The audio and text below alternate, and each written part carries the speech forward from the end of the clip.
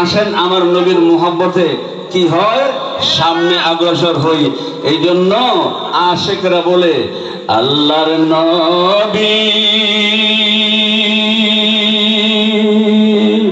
নূরের নবী ও আপনি নবী আমার জীবনের জীবন। আল্লাহর নবী নূরের নবী ও আপনি নবী আমার জীবনের জীবন। কষ্ট হচ্ছে আপনাদের?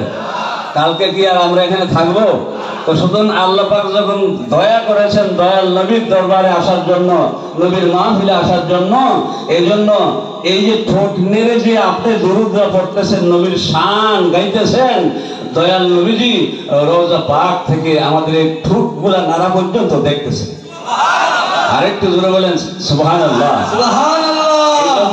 এই মুখটা বন্ধ না রেখে দয়াল নবীর দেখাই যায়, ইয়া রাসূলুল্লাহ আপনাকে আমরা সরাসরি দেখতে পারি নাই, ওলির দরবারে বসছি, হয়তোবা এই বসার কারণে আপনার দিদার না দেখাইয়া আল্লাহ, হে নবী আমাদেরকে আল্লাহর দরবারে আরজু করবো, আল্লাহ গো আমাদেরকে কবর ডাক দিয়েন না। সেই নিমিত্তে জবান বন্ধ না রেখে একটু নবীর ওয়াজ তো করবোই, একটু নবীর সাথে সম্পর্ক আমরা করি নেই। এই জন্য সবাই রাজি আছেন না?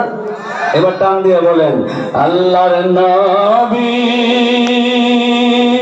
নূরের নবী গো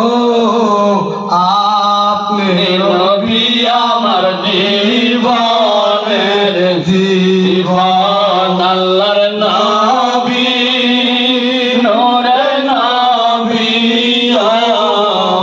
আপনি